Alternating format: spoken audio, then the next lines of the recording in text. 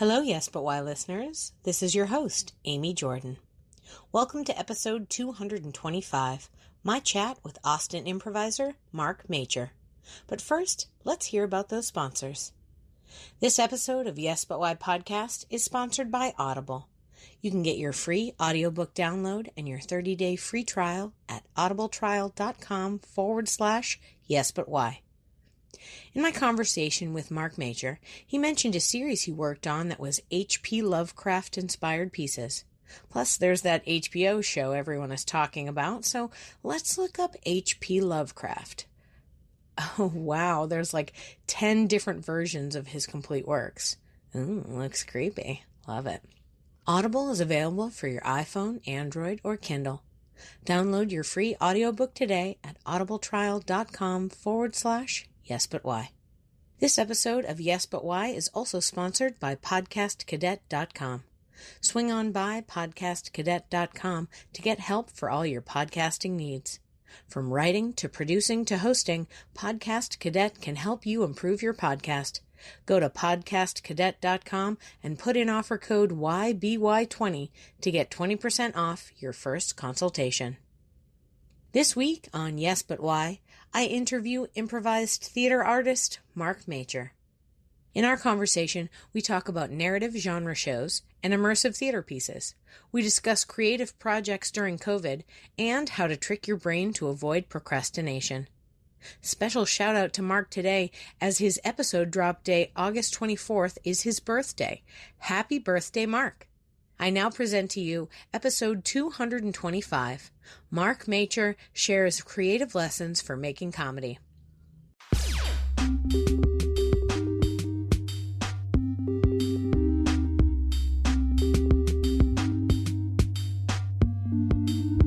I'm Amy Jordan, and this is Yes But Why podcast.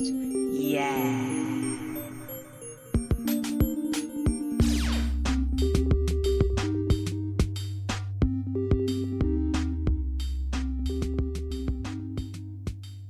When I was a little kid, I would do like magic shows and stuff for neighborhood kids and stuff. When I was a teenager or in high school or like college, I performed in the cast at a Rocky Horror Picture Show in Rochester and then Buffalo. And that lasted for too long.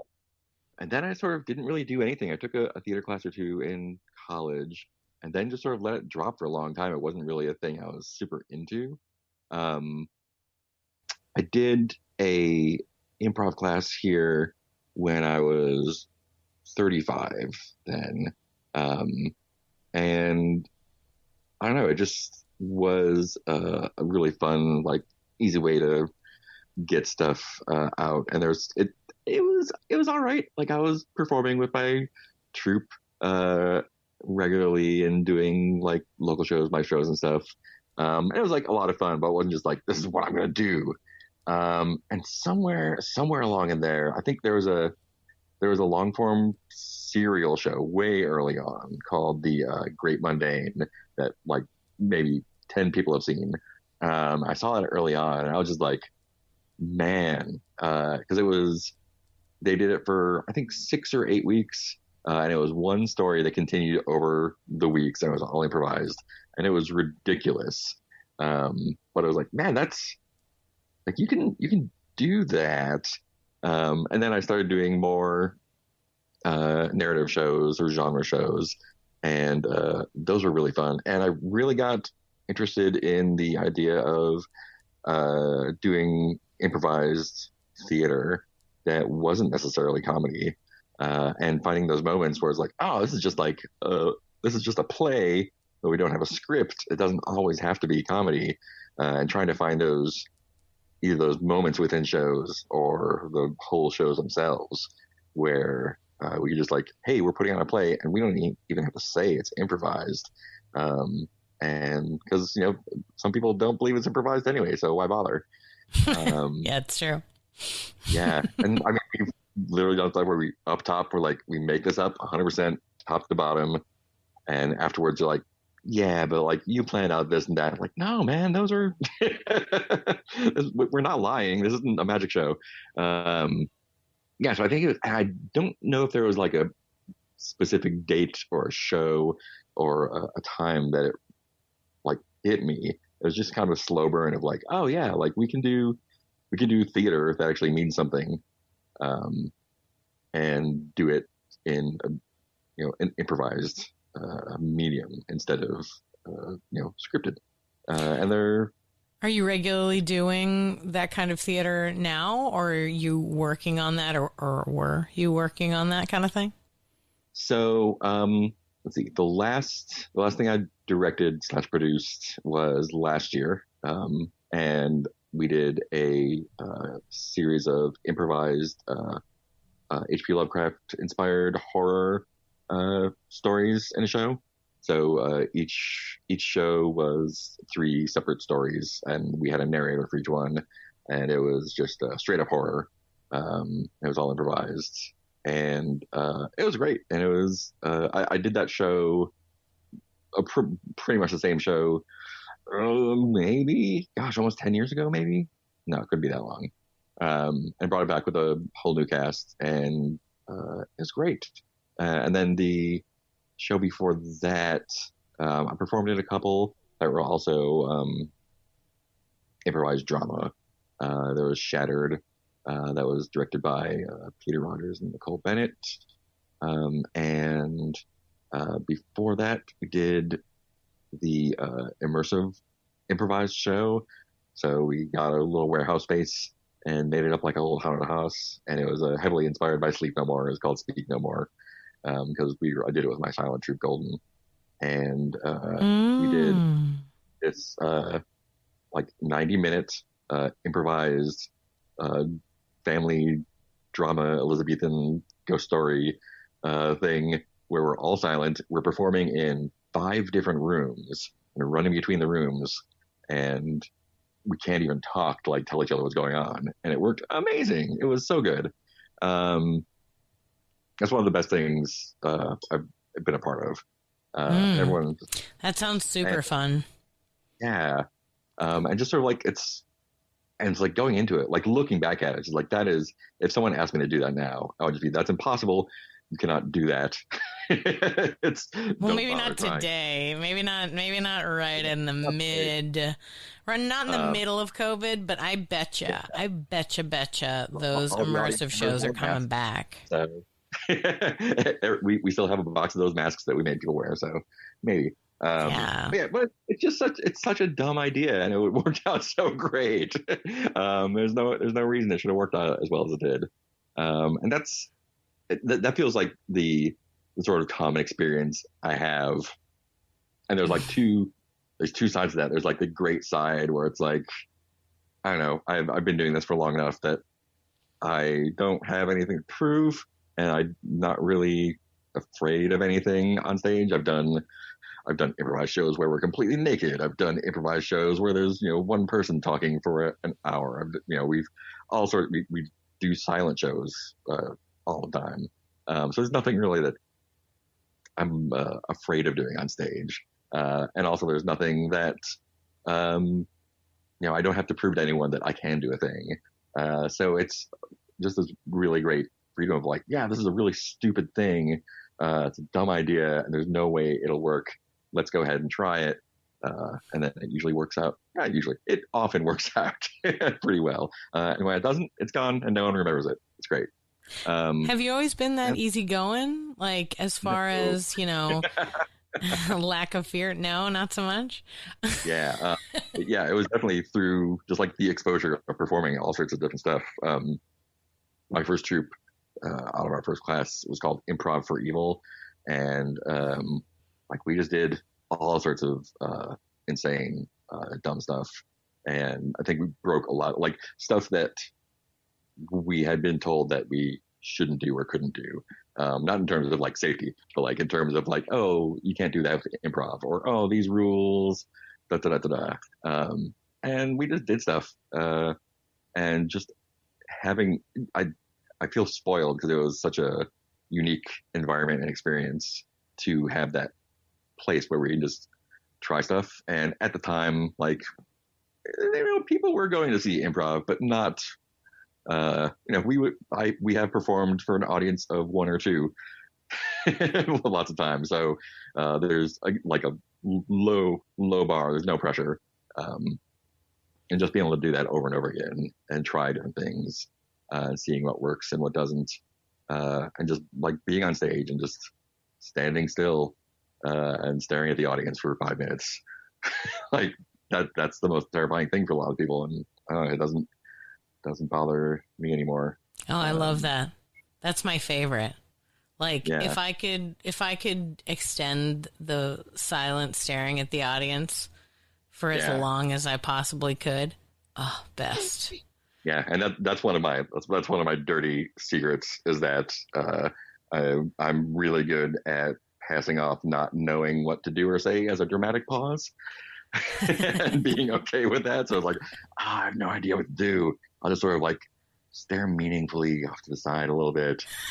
And so, like, apparently it looks really good. It gives me a minute to think. So such a trick. Excellent trick. I like it. Maybe improvisers. Yeah, just really comfortable with not doing or saying anything. Oh my God. I'm a recapper. I'm where am I? What's going on? I start like describing what's been happening. So since we've walked into this room, I've talked to this guy, and just to try to get myself like, where am I going? What's happening right now? Yeah. There's so many, I mean, mostly newer people, but people of all levels, including myself sometimes, where you just get to a place where it's like, I got to do something. I'm just going to keep talking or doing something or fidgeting, and it's just meaningless noise to the audience. And man, if you can just like slow down and not do anything, not say anything for a little bit too long, it just makes such a great impression, I think, when people are used to watching people just being frantic. Yeah. That's a good way to meet new people too. Like if you meet new people, especially like in a post-show scenario, they want to say stuff to you. You don't have to say stuff, you know? Yeah. Like you just go like, yeah. And just smile thanks. Real big. That's it. Wow. You know, I don't say much. Try not to give too much in that moment, especially in a post-show scenario, you know, where you're like, I'm super pooped, but I am very supportive of you supporting me.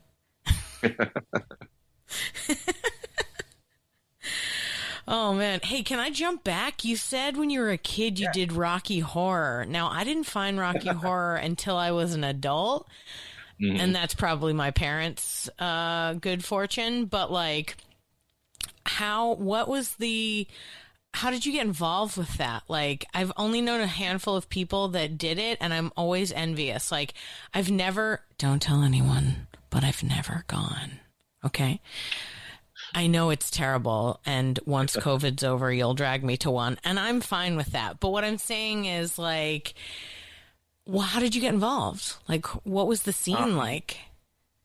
When I was a kid, my dad had a record album of the soundtrack, and my sister and I would play it all the time because we thought it was ridiculous. And being pretty young, didn't know anything about what anything was.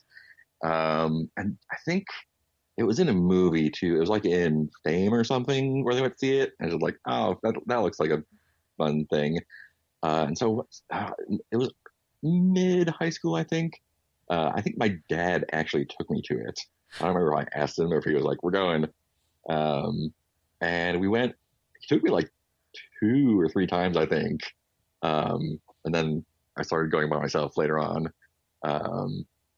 And yeah, it's weird because it's the same. It was in Rochester.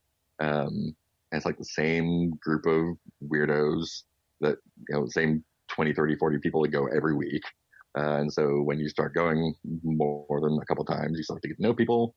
And then eventually people rotate out of the cast performing it in front of the movie. And they're like, hey, we know you. You want to do a thing? And it just sort of happened. And it was a lot of fun. And again, it's like a little, like really low pressure, low stakes environment because you're in a dark movie theater. There's no like stage lights on you. Everyone there is there often, or at least know what they're getting into. So like people running around in fishnet stockings and doing dumb stuff is not it's not a problem. That was be like, oh, it's like, no, that's what we're here to see. Yeah. And then like the repetition, you just like it just becomes I don't know how to describe it. You just do this thing over and over and over again until like church. Like, yeah, I breathe and do this. It's just my ritual. Yeah. Yeah. Yeah, it's a ritual for sure. Did you like make friends with the people? Like, was it your crowd? Yeah. Did you like hang out in high school? Yeah. After I went to college in Buffalo and joined the cast there. And I'm still friends with some of the people who are in the cast, at least one or two. One of them's a lawyer in New York now. And we're like Facebook friends and talking to all the time. And that was 30 years ago. About 30 years ago. Yep. So, yeah. Man, I think about that movie when I like saw it and then was like, wait, I'm sorry, what? Large groups of people collect and watch this movie together? What? Like, yeah. I don't. It's such a. Yeah. It's such a. It was such like an interesting, kind of formative time too, because like as a high schooler in upstate New York, there are not a lot of gay people. There's not a lot of people who aren't white. Sure. But just being in that environment and being exposed to like, oh yeah, like all the stuff, and just having it be like, yeah, this is just how it is, was a real interesting, like then going out into the real world where people, and this was, 1990-ish. So people are starting to come around a little bit, but there's still a lot of people who have a lot of problems with anything that's not heteronormative. Oh yeah, I don't think Rocky Horror would do well if it came out right now. Yeah, like I think people would be like, you know what? I don't think so. Be like, Okay. Yeah, so it's just a nice environment to be like, yeah, like this is all stuff I see all the time. I don't know why anyone would have a problem with any of it. Yeah, right. Seems fine to me. I don't know what the problem is. It is interesting too, like, because your dad got you into it. Like, it says a lot about your dad in a cool way. Like, it's like, cool, your dad's my friend now. But like, also, like he was into it and welcoming to that situation, so like you would immediately be as well. You're like, great, okay, so my dad's into it. What's this? Oh, okay. Yeah. So like cool. When later people are like, that's weird, you're like, I don't get that, because I had parents like that too. And when I got older and I was like, I'm confused why you're mad. Like, my mom says it's fine, she's the top, so what's the problem, right? Yeah. Yeah, a lot of people's biases just don't hold up under any sort of, like, explain to me why gay marriage is wrong. Like, you don't have any good reasons. Like, even if you don't like it, you can't explain besides just like, I don't like it. Right? Yeah, also, like, are you seriously watching this movie like it's a documentary? Are you kidding me right now? Come on. Clearly, it's a romp. Get into it. Like, have you ever seen a musical? Oh, you haven't, have you? Oh, I'm so sorry. No. That was one of the first musicals I ever, like, I'm sure I saw musicals before, but that was the first one where I was like, oh, like, into this. Yeah. Good songs. In college, too. But that was about it. Yeah. Nobody ever made you watch Guys and Dolls or Oklahoma or anything? No, not really. I think I kind of, like, missed that. There was, like, Grease and, movie musicals. But yeah, I didn't like really do like musicals until I like came around and started doing theater stuff again much later. Yeah. And now it's like improvised musicals, which is way crazier. It's so improvised musicals. Oof. So here's the other dirty secret, one of many.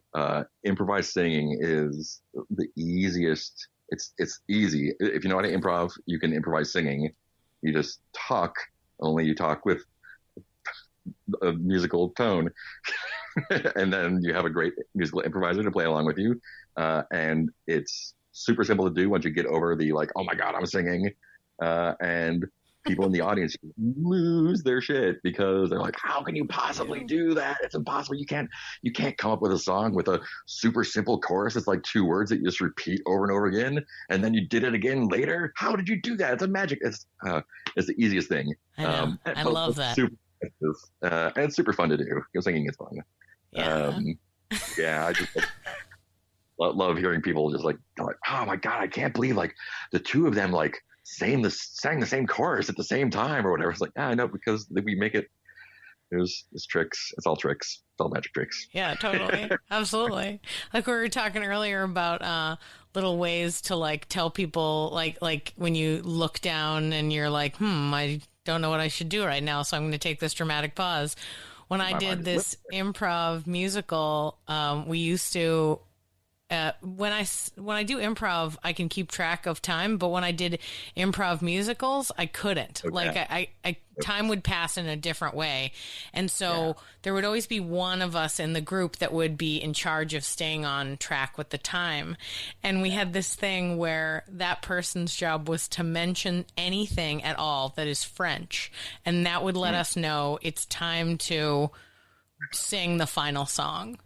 Like, so that was our way, like, it was just our little communication between us that, like, they'd just be like, man, I could go for some French fries right now. And we're like, cool, last song, you got it. Like, or he'd be like, or they'd do some sort of like, I could handle it. Like, does anyone have a croissant? And you're like, oh, okay, French, I got it. All right. You know, it'd just be little things. No one would ever notice. It would go with whatever we were talking about, but it would like get us all on point together and like, oh, what? Yep. Okay, cool. Great. Let's sing a big final number. Oh, man. Those are fun, though. I love that kind of thing. You know, it's funny you say, I love how you're like, dirty secret, improv singing is easy. Says the same guy who is like, but I'd be cool standing on a stage and saying nothing, which I think says that you have some, you know, stage presence and comfortability when you're on stage. You know, if you have those things, of course, improv singing's easy. But that just came from like doing it badly for a long time. And again, like I think we were super spoiled. Like I started doing improv here in like 2005, and like for the first 5 years or so, like that I was doing it. Again, like the community was relatively small, the audience was relatively small, and you could get away with doing whatever you wanted as badly as you wanted. So we were very spoiled in that we didn't have to put audience in seats. Really, we could do a really, really bad musical. We could do anything. Oh man, the worst improv I've ever seen. I still have on my YouTube channel. It's a narrative duo that me and my friend Nadine did like a year after we started doing improv. There was a troupe here called Get Up with Shannon McCormick and Shana Merlin, and they would do improvised narratives. And we're like, we can do that. So we had like 2 rehearsals, and we decided we were going to do that. And it is the most painful 20 minutes you'll ever see. It's the worst thing I've ever been a part of and ever seen. And it's great because now I have people like, you know, saying, oh, you're good, whatever. I'm just like, no, you don't understand. You have been doing improv for 6 months now. And you are way better than I was after like 5 years. Oh, come on. It just took, I feel like it took me a longer time, which may, explain like the sort of resilience or whatever. Just like it was a slower cook. I'm more of a brisket than a French fry. What kept you going back though? What kept you going even though you felt like it wasn't connecting? I don't know. It was mostly the people I was hanging out with, I think. We just get together and do dumb stuff, and, you know, put on the best show we could, which was usually not super great, but eventually got better and better. And yeah, I like to point back, and when people feel like they're like, oh, like I had my first main stage show and I didn't do a good job, or, you know, I got kicked out of the troupe or whatever, I'm like, look, I'm going to send you a link to a YouTube video that you can look at. and you will know that you are 100 times better than that. So don't feel bad, or feel how you want to feel. Your feelings are valid, but don't despair, because you are already way better than I was for a long time. So keep at it, kids.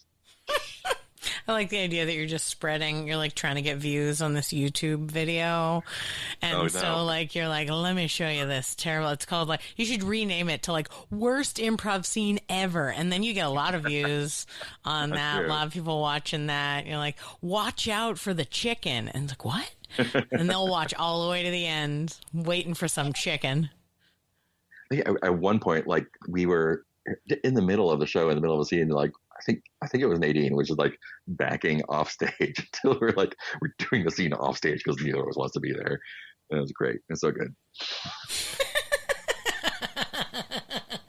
I teach a lot of level ones, and I've seen quite a few. I'm gonna back off stage and try to get out of here. And I'm usually yelling from the audience. No, you don't end the scene. Someone else does.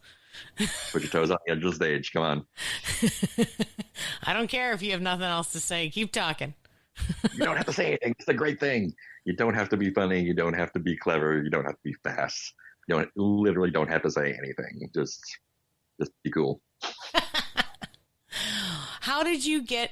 So, like, you started out doing the community was the Hideout, correct? That's where you started taking classes. So I started taking classes at the Hideout. The community at the time was the Austin Improv Community, which was, like 40 people. It was like, which kind of consisted of like the Hideout and Cold Town, maybe Institution at that point. Shayna. Institution was around way back. Shayna was around. Yeah. Institution hadn't come around yet. Oh no. Okay. And we would actually get paid for shows, but because we would split the door, but we would, each troupe would get like $1.50. But that way the community worked was like, yeah, you get a cut of the door. It's like $1. And then the new folks bought the Hideout and it became that. And yeah, there's a lot of community based around that too. That was my primary venue. Right on. So when you started, though, you did the basic comedy improv, right? Looking for game and whatnot. What led you? Was it just the changeover of the Hideout crowd that led you into the sort of improvised dramas and improvised genre pieces? Or were you into that and you like sought it out? Yeah, I definitely was pushing people to do that from the get-go. I'm also a gamer. I play a lot of tabletop role-playing games. Oh, awesome. And the games I was into and still am into at the time are less like D&D fighting monster stuff and more like let's write sad things on index cards and talk about our characters' feelings stuff. And like LARPing along that lines too. So there's a lot of like, we can do this sort of like dramatic story generation at the table. I want to see if we can do it live in front of an audience. It turns out you can. Because it's basically the same thing. Improv is just role-playing, standing up with no dice, usually. Usually. They're basically the same thing. Yeah. The only difference between LARPing and improv is that you get an audience for one of them. And for LARPing, I find that there's a bit more like costume and props and like tons of costume and props for a lot of improv shows. I guess you're right. Yeah. Swords of it. Yeah. I actually made a dozen swords for the Conan show I directed. Just like, and taught people stage combat and got all the costume. Yeah, it's prop and costume heavy, which sometimes it's great because it makes it more theatrical. Also, it can be leaned on, I think. To make up for not great improv, which happens regardless. But sure, yeah, try to make everything as good as possible and then not care about it. Yeah, I hear that. I did that with a sketch show for a while. It was like, okay, we all just wrote amazing scenes. Now let's see if the actors learn the lines. Who knows? So yeah, there's definitely something about, I like to say, if you want to do live performance, you better be fine with chaos and like putting your heart and soul into it and then accepting chaos back. Like, okay, cool. And so how did you originally get into the idea of the improvised? Was it from the RPG games that you had going? It was a bit of both. It was, some from like these more dramatic or character-driven style role-playing games, and some from just like I said, catching those bits of theater in whatever we're doing and being like, oh, like we could do more of this. And we could do it on purpose. And we could just do a play instead of comedy improv. Right. Which is fun. And just sort of like, I don't know, I feel like I'm always the kind of person who finds the weird thing that other people don't really want to do and like desperately trying to get other people to do it. I feel like everyone's just like, oh, I'm just here to have fun. I'm just, telling jokes and making boopadoops. I'm like, no, let's talk about our feelings and expose our dark secrets. And, like it takes a certain kind of performer to be into that from the improv comedy world. Sure. We all come at it from different points of view, right? I dig the lots of detail and developing the characters. I'm like, oh, I want to play that role-playing game where I just develop a character and don't have to do anything. I'm into it. I have so many recommendations. That'll be another hour. They're right up the same alley, though. I mean, as far as developing, sort of a cohesive world in an improvised, genre show, for sure. I mean, if you're going to get a bunch of people to make sense in this, one night play, even if it's thematic, you have to be able to quickly communicate, I'm this person and this is how I feel and this is what's going to happen. This is my deal. Boom. Yeah, totally. When I teach, I mentioned earlier that I teach a summer camp. Now this year was all online and just me teaching by myself, but years past, it's been I'm teaching comedy some of the day, but then there's other people who I get to like kind of curate what their other lessons of the day are, and I will ask for certain things to help develop what we're trying to do. So there was a guy, maybe you know him actually, his name Ben Sterling, who I know Ben. He would teach commedia dell'arte to the kids. And just knowing the sort of tropes and the characters really helped when I was like, okay guys, let's write this scene about, these characters, what's going to happen, and then they'd give me a vague idea, and then I'd be able to assign different characters to the ideas that Ben had given them in the morning, and that would help us write the thing. Be like, how we were talking about that guy who's the villain? Okay, this character we're writing, they're going to be the villain, so it really helped. Sort of the interdisciplinary nature of that, like, this is the idea of these trope characters is something we've been doing for thousands of years. Like, we can do it. Just give them a different name. It's all the same. This one's a lover. This one's a fighter. This one's mad about everything. Great. Got it. Just having to pull out of your pocket. Like I've done some stuff where I've taught some commedia to some of my troops and be like, cool, like we'll just have two people do a scene, pick a random character and, see what works. And it always works. Even like we got two Capitanos, like it's great. It's hilarious. Yeah. Yeah, because it feels not only like a structure that you can handle, but when there's sort of historical context to it. I mean, I don't know about you. I went to a college that was like all about the classical theater stuff, So commedia was like number one, right? They were all about it. And so there's just something comforting, I think, to imagine that like not millions, but like hundreds of thousands of years ago, there are people putting on these plays, just winging it. Just like we are. I love it. And I think there's a certain, like, I don't know, I think there's a lot of kind of imposter syndrome amongst all artists, but improvisers and actors as well. And, like, there's a difference between coming up with a character, fully fleshed out on the spot, however well, or just picking something that someone else already made, another archetype, or even something that someone wrote down, like audience suggestion. Like that's half of why we take suggestions. It's not your fault anymore. And like if you have to, if you're making up a character, you can feel like, oh no, did I make the right choice? Is this dumb? I don't know. I'm the worst ever. But you can do the exact same thing and just pick, an arbitrary character that someone else came up with before, whether it's a commedia character or whatever. And then automatically like, oh yeah, this is solid because someone else did it or it's already existing. And like you feel less like it's your dumb choice. And I feel like people like get a lot of confidence from that. I think a lot of the journey to becoming a good improviser is maybe not necessarily feeling, but like understanding that your choices are just as solid and you can be as confident with those as something someone made up with 1,000 years ago. Yeah, totally. I don't usually, I have a sort of similar personal confidence on stage. So people always talk about imposter syndrome. I've started feeling it since I've been home because I'm not doing as much. But when I stay busy, I don't think about it at all because there's no time. Yeah. There's no time to think about it. And also, like, I'm not an imposter. I'm doing this. Are you doing this? No, you're not? Great. I'm in. Like, okay. Like when people are like, oh, but I'm not famous. And I was like, yeah, that guy didn't work all last year. I did.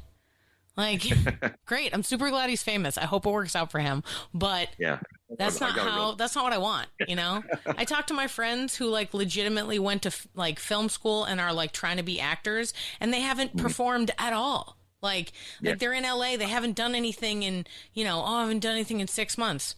What? If the stakes are too high, like you're doing this for a living, or you're doing this to become famous or impress someone, and the stakes are high, and that like automatically makes you seize up. Yeah. You have to kind of throw, even if the stakes are high, you have to kind of throw it away, which is really hard. It's way easier said than done.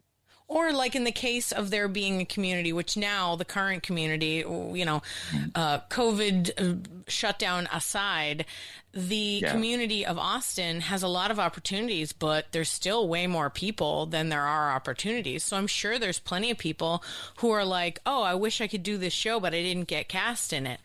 I'm not the kind of person who goes, oh, that's sad that you didn't cast me. I'm not going to do anything now. I'm like, cool. I wanted to do that thing that you wanted to do, and I'm not in your thing, so I'm going to find a way to do it myself. Yeah, and that's exactly like the last couple of things we did. Like we didn't do with the theater. I was like, I'm going to do the show. I'm not going to wait for someone to tell me it's okay to do it. Yeah. Even though I have a good relationship and track record, so I could probably go to a theater and be like, hey, I want to do this show, or I want to be in the show. I'm like, I'm not going to wait for someone to tell me that I'm allowed to do this show, or waiting for someone to put me on a schedule, or give me space. I'm like, I'm gonna get people. I'm gonna maybe do a Kickstarter to get some money. I'm gonna rent a space. I'm gonna hold auditions. I'm gonna make a show happen. Great. And that's. I don't think people do this on purpose, but there is definitely a scarcity mindset to a lot of people. I know most of the people who are responsible for a lot of schools and whatnot do not like actively advocate against that scarcity mindset. What do you mean the scarcity mindset? I don't know that I understand what you mean. So like if you're a student and you finish all the levels and you're like, cool, I want to do shows. There's 50 other people who graduated near you, and there's 6 slots in a main stage show. And I think people feel like they have to fight or like socially climb or do something outrageous or whatever to like be noticed or get that spot. And like in the grand scheme of thing, like getting a slot in a main stage improv show is like the lowest stake. Like you're not getting paid, you're not getting famous. 100 people are going to see you. But like it's a small tight knit community. So like the stakes are personally high because you've made these bonds with these people and you want to be in front of people. You want to get your chance to be on stage. You want to show off to your friends and family. There's a lot of reasons. Yeah. Plus there's a certain level of like climbing a ladder within the community that you feel like you have to do when you first get into it. Yeah, and I know that I've spoken and listened to a lot of theater owners and school owners and stuff. They're like, please go do your own stuff. You don't have to do that. But it's just because people are people, and there's that scarcity mindset. People feel like they have to scrabble, and like if someone doesn't give them a slot in the schedule or someone doesn't cast in the show, they feel like they're not good enough to do their thing, or they're not allowed to do the worst. Like if someone else doesn't give me time on the schedule, I can't do my show, or my troupe can't perform. And that's a bunch of go to a coffee shop, go to a bar, go to the street, like rent a space, put on the show you want. No one can tell you not to do a thing, or they can, but you don't have to listen to them. You do what you like. Yeah. There's no like theater police. Like there really isn't anyone that will stop you doing something if you want to make it happen on your own. I get the idea that not everybody's like a show organizer though. Like some people there's a huge part of, the population of performers that will wait for somebody else to give them an opportunity. I feel like that's a lot of people, not just in Austin, like across the board. Yeah. So, but the idea of like putting yourself out there and doing your own thing seems so like, like a frightening prospect. I'm here to tell anyone that's listening, the specter of getting in trouble for doing something is gone. Chris True is not around anymore. He used to tell us not to do stuff all the time, but he was the only one in the whole community that ever had rules like that, ever. And I think the guy on this podcast, fuck that guy. Yeah, you can say fuck that guy. Oh my God. Absolutely. Yeah.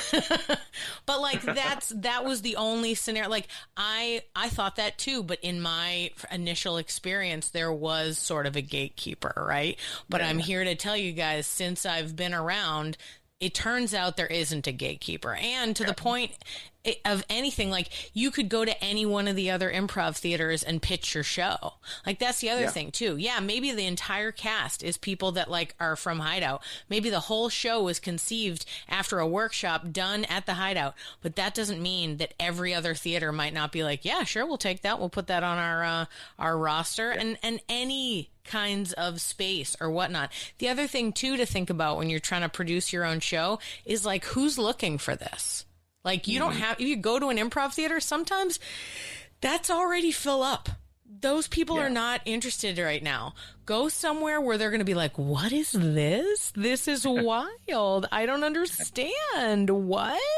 One of the sort of realizations that a lot of people have made, it's just like, we have or had, we still have, they're around. There's say 4 improv theaters in town. They can fill say 50 seats a night or 100 seats a night, say optimistically any given weekend night. If they completely sell out, pack extra people in, there'll be 500 people seeing improv. There's 1 million people in Austin. Like your competition is not other improv theaters or the audience. You're not trying to get the audiences going there. You want people who would stay home and watch Netflix or do whatever. If you can't get any of the other 999,950 people out to your show, it's not anyone else's fault. Well, think about, we were talking earlier that you and I both did Dinner Detective, a totally random, very campy, ridiculous show. That's essentially what we're talking about. It was an improvised basic. We knew what happened, but we didn't really know all the things that were going to go on during the course of the evening. We played it out. How many people after the show were like, I didn't even know they did improv in Austin? You're like, are you kidding me? You know what I mean? Like the people that came to that show were just a different group of people that would never have Googled improv in Austin, right? Yeah, but yet they came to a show and experienced it, had a great time, thought they had oh my goodness, it's so wonderful. Like, guys, that was at the Marriott. The Marriott would not mind renting you that room. They're fine with it. Anyone can do it. Yeah. And there is a sort of privilege barrier of like, you need to have enough money to put up for a space. You need to have enough free time, that you're not working or taking care of kids, that you can organize this stuff. There are a lot of barriers that are not related to theater. But oh, sure. I mean, but that's like anything. If you're interested in doing something, no matter what it is, whether it's producing a play, writing a novel, learning how to weld, like you're going to find the moments in your day to get it done. And the unfortunate part is no skill is going to come to you by you thinking about how you'd like to do it. Mm-hmm. Like, so you gotta do it. You gotta figure it out. And you got to navigate, like, thankfully, like, I like talking to you right now because, like, both of us have had experiences producing in this city and then outside of the city where it's like, you know, I've done random different things. I worked for a theater. I was an intern at a theater in Portland, Maine. And it was like a thing where I was the assistant director of 2 of the shows of their season, 2 of the shows out of the full year, which meant all the rest of the time I had a lot of free time. So anytime I had free time, I was like, is there an open space I could use? And they said, yeah, here, use this space. And I put up 2 different plays because I was just bored and other people were too. It was like, hey man, you're not in this next play. You want to do this monologue with me? And he's like, yeah, go for it. You know, like, great. Austin there, like COVID aside, like if you want a 20-minute play, like there's like the Frontera Fest every year. And like literally all you have to do is say, I want to do a thing and you get a spot. There's lots of things like that where if you want to do a thing, it's, even if there are barriers, like those barriers are very low. Look for festivals, look for people who have empty space, collaborate with people. Oh my God, festivals. You're right. There's so much of that. Even not COVID aside, do you know how many online festivals there are right now? Oh my God. So if you were like, I can't afford a plane ticket, but I bet you can get on Zoom. Come on. Yeah. I'm doing a show at a festival in New York that I couldn't make otherwise. Right. Later on this month. And like, oh yeah, cool. I don't have to leave my house. Yeah. Great. Awesome. And like this, you're absolutely right. Like this, talking about like removing barriers, you don't have to rent a space anymore. You don't have to get approval from a theater or an artistic director. No. You don't have to, run it by anyone. Like the only limitation is you having a computer and a network connection.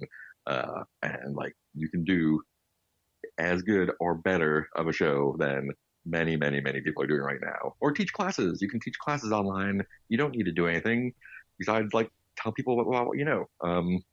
Yeah, right. Talk to Jill Bernard. She'll be the first person to tell you. Like every person is their own improv school. So if you always wanted to be an improv teacher but haven't been able to get to be a TA at your school of choice, like fuck it, put together a syllabus and invite some people to do a free class. Or if you want to get some people together, do a show. I have a script reading group. We just like do table reads of scripts. It's like a little show for ourselves. You could do that for other people. Oh, that's like, awesome. You can do as good or better of a show than anyone in the world is doing right now. There's no barriers except for doing it. So, right.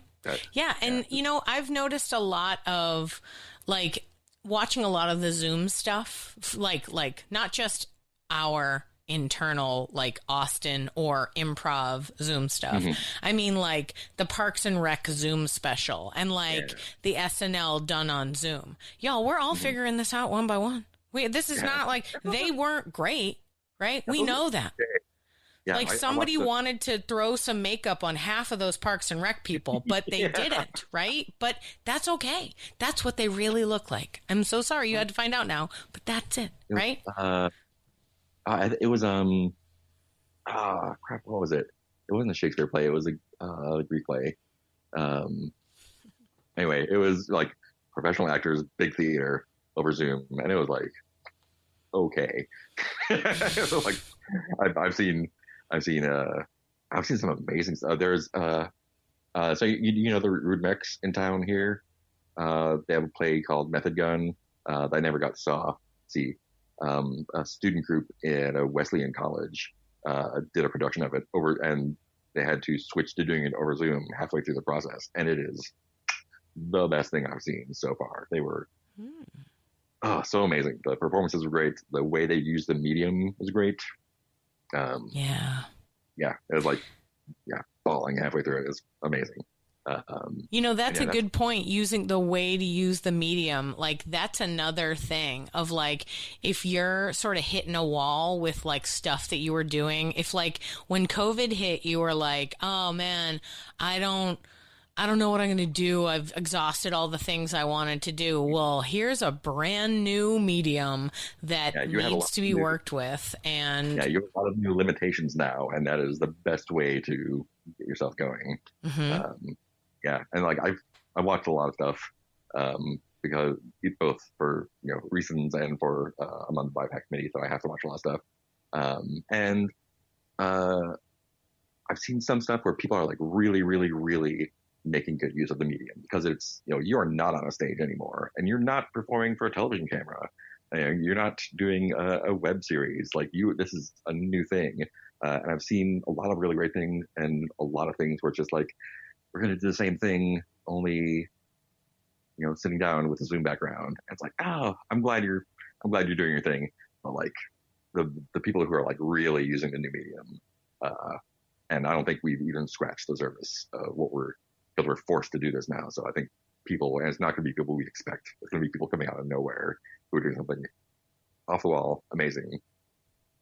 Yeah, right. I mean, because you see people making these friggin' TikTok masterpieces, and then like back in the day, like remember when they did like Cloverfield, and it was all the handheld cameras, and everyone was like, "Oh my God, I can't even handle it." It's like just a different way of doing stuff, man.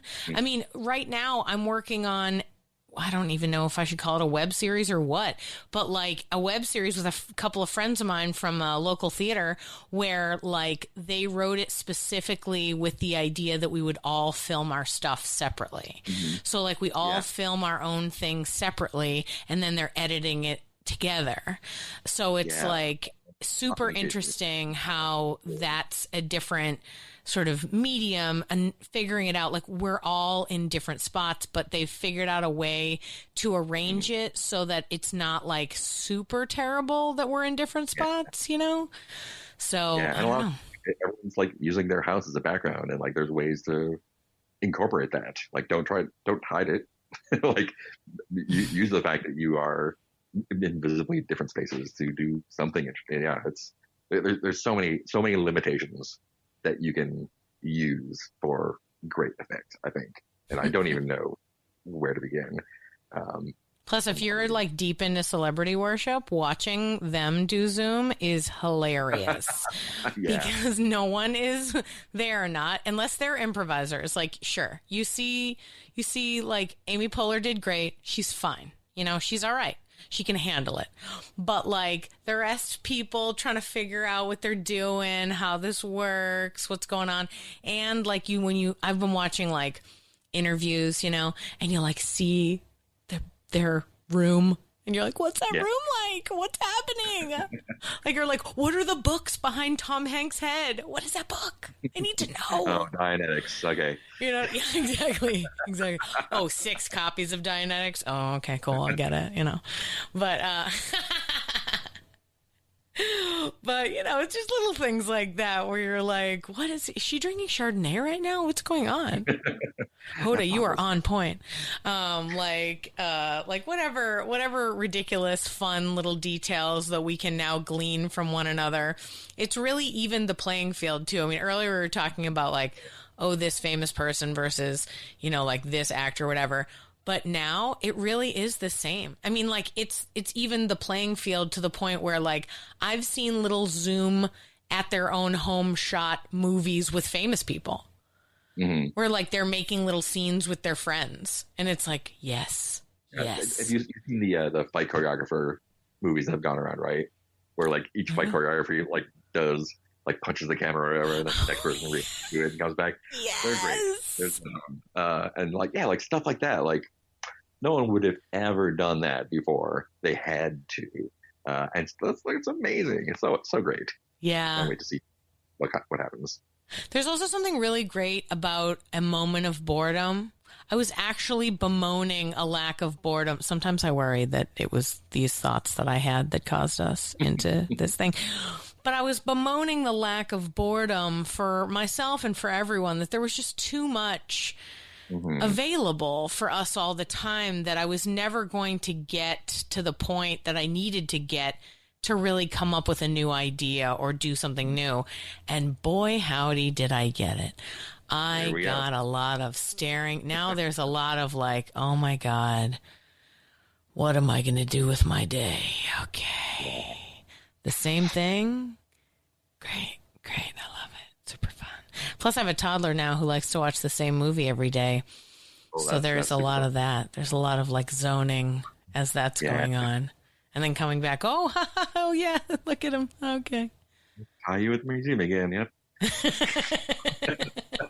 Oh, he's going to fall. Oh, look, they saved him. Yeah. Who knew? Oh, boy. Yeah. It's interesting how, this moment, I'm trying to, soak up as much as I can for its creative helpfulness. Like, what new ideas do I have? What new views of the world? What new ways can I communicate this? What do you think for you has been the thing that you're taking away? And this is kind of off the cuff, but like, it's okay if you don't have an answer. Is there any sort of creative lessons you're taking away from this time? Yeah. In the before times, I really kept myself really busy. And I was like, man, if I just had like a month of free time, I could like knock this project out or do this or whatever. And now I have all the time in the world. And I find that it does not help with being productive. I'm working on a podcast with some folks right now, doing some writing. I'm just like, I have all day, every day to write, and I am not. And it's just like, it's not the, like, going forward, when things change however they will, like, it's not the lack of free time, I think, that necessarily keeps you from doing stuff. In fact, every time I've like been unemployed or between contracts or whatever, I'm like, oh, I have a month to do this thing that I want to do, and I always wind up not doing it. But when I'm like doing 2 shows and working full time, I'm like, oh, like somehow I, wrote this book or whatever, and I don't know. It doesn't feel like either side is necessarily super healthy, but it's just an observation that I'm sort of like noticing. Like it's not lack of time that is keeping me from doing things. It is something else, and I haven't figured out what it is. When I figure out what it is, I'm of 2 thoughts about this. One, I feel like sometimes there are ideas for projects in our head that are not actual ideas for projects, but rather they are just good brainstorming fodder, and they help us develop other ideas. Yeah. So I've had this one screenplay that I wrote. This screenplay, it wasn't great. It was like a first draft. You know how it goes. And I was trying to figure out how to revamp it. How do I change this? What do I do? The brainstorming that I do, I've never rewritten it, okay? But the brainstorming that I do about how to rewrite it has formed 3 or 4 other stories.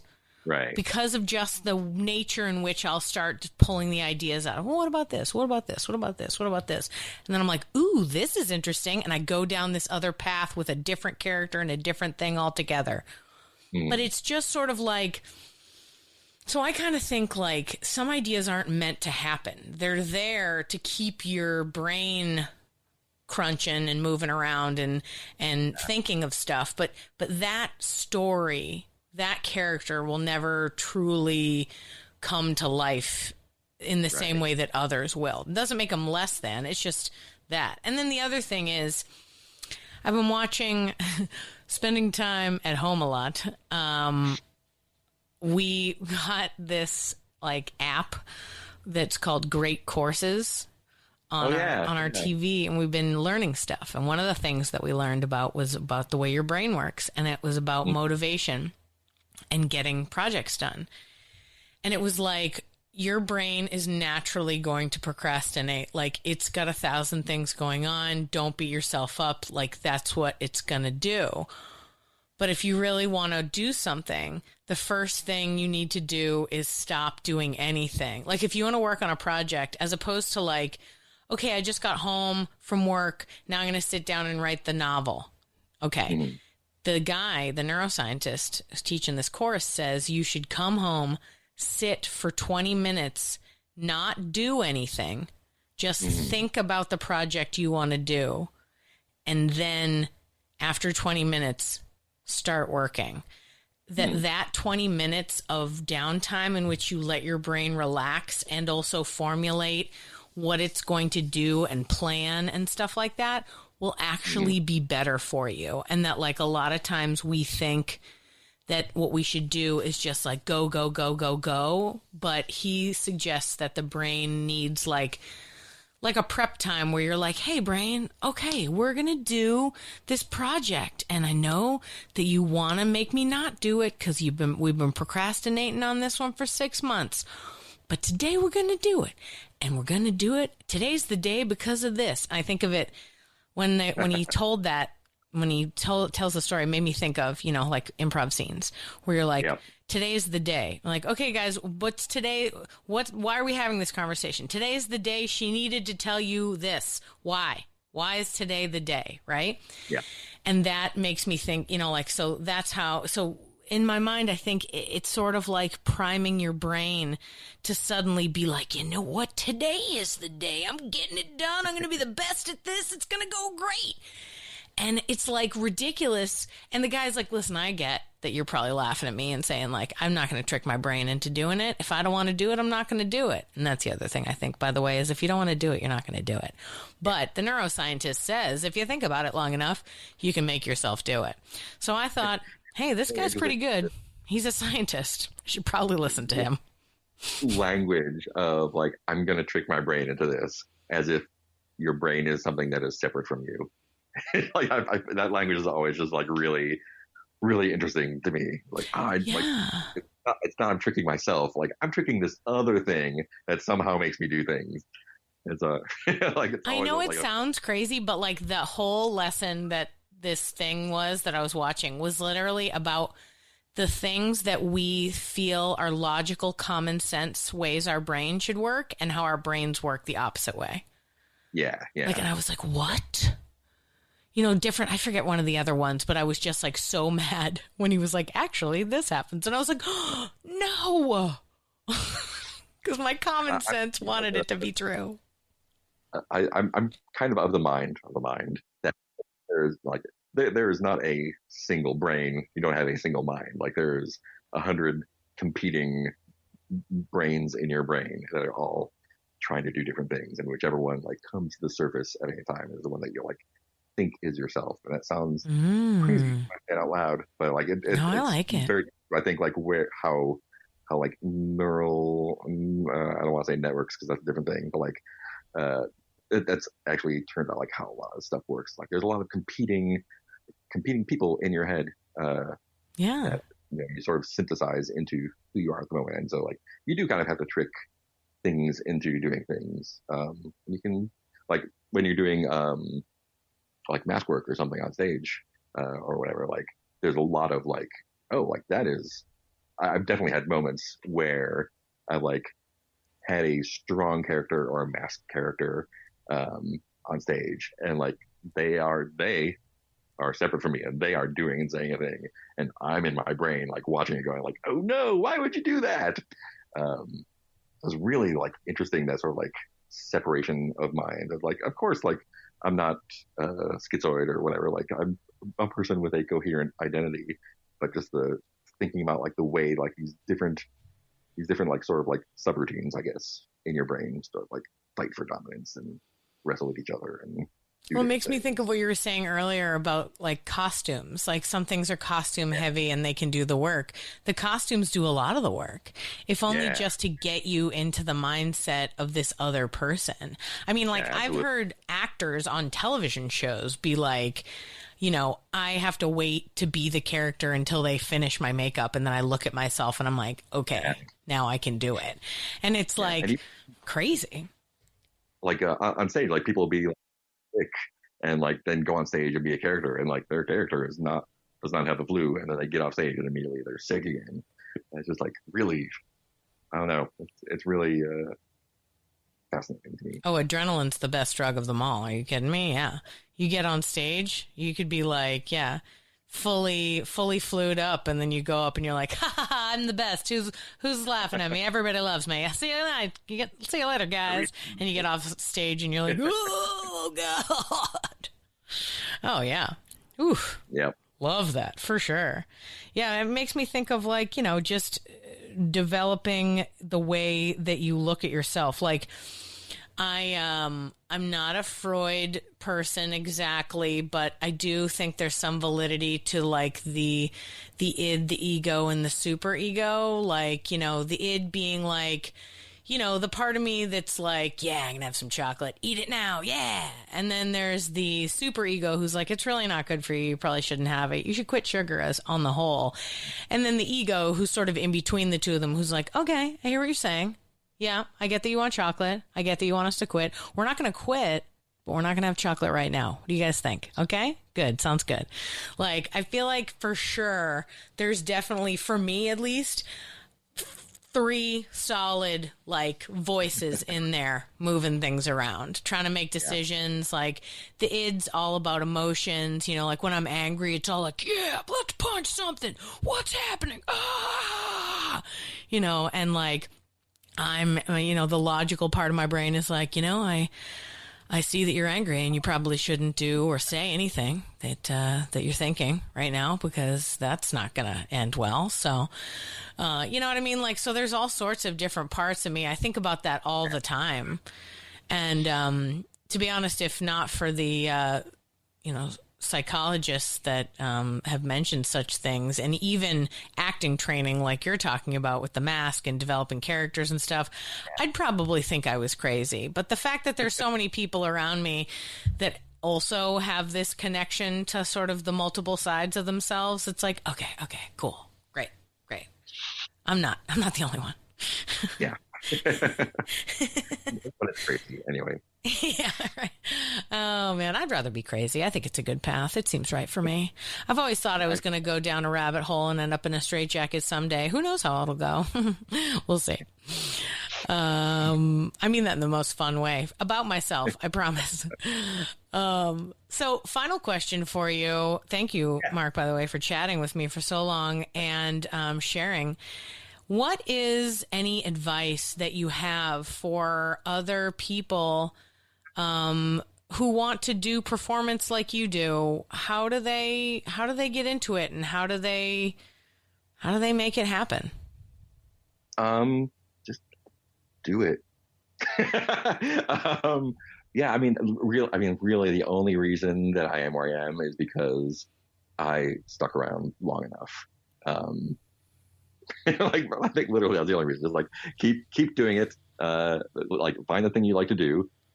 Keep doing it, and wait until everyone else leaves, and then you're the best. But like, it's really like, I am a firm believer that talent is not a thing that exists. That is a made up concept. Like, innate skill is not a thing, except for like, there's some people are more predisposed to being, marathon runners or whatever. But I think it's like, as far as like acting or playing an instrument or writing or singing or whatever you like to do, the only reason people are good at it is because they have spent a lot of time at it. My daughter is 13, almost 13. She's an incredibly good artist right now, I think. And she gets furious when her friends are like, oh my God, you're such a good artist. Like, you draw, like, you have so much talent. She's like, no, I draw 4 to 8 hours a day, every single day, because I like it. But like, putting in those hours is the only way to do it.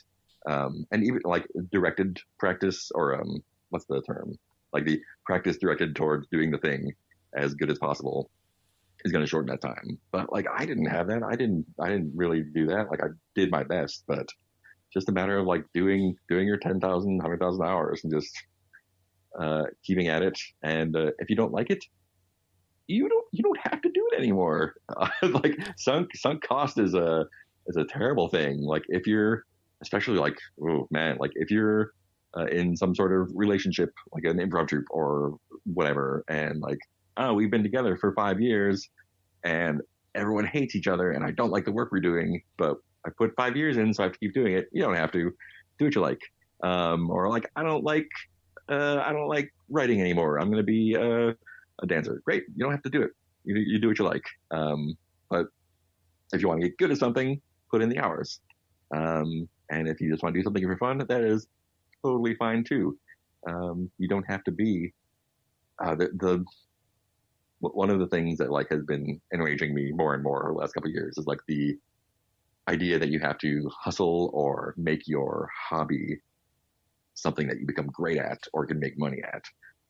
If you just like doing theater just to like be on stage and be dumb, like you don't have to be good. No, I don't care if you're good.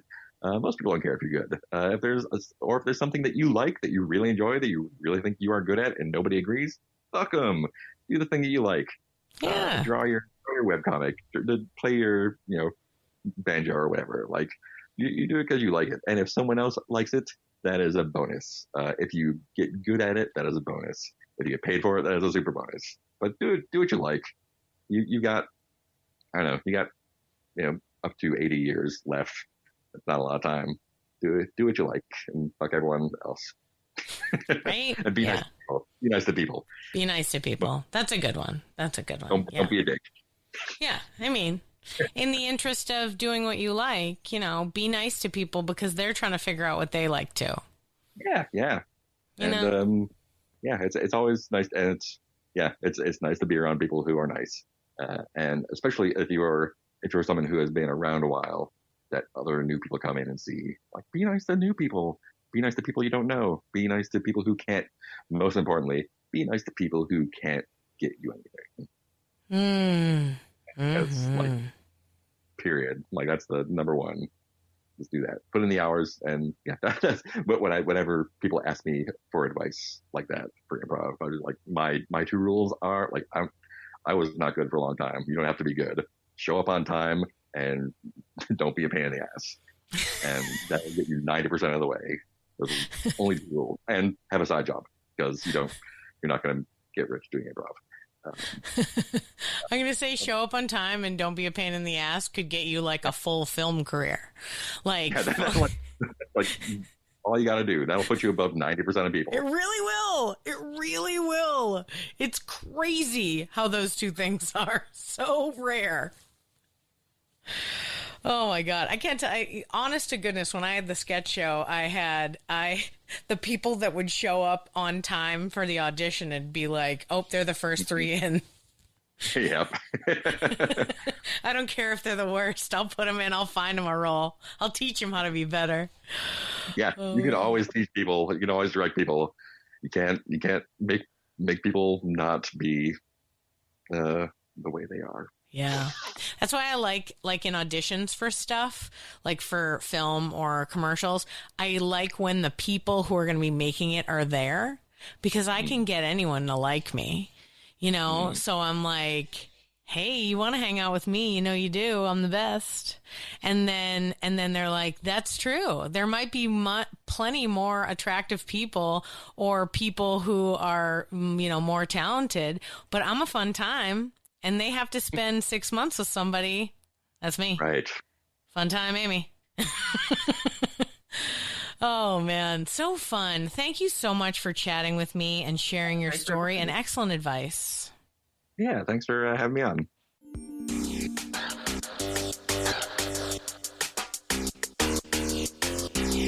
Thanks for listening to Yes But Why Podcast. Check out all our episodes on yesbutwhypodcast.com or check out all the content on our network, HC Universal, at hcuniversalnetwork.com.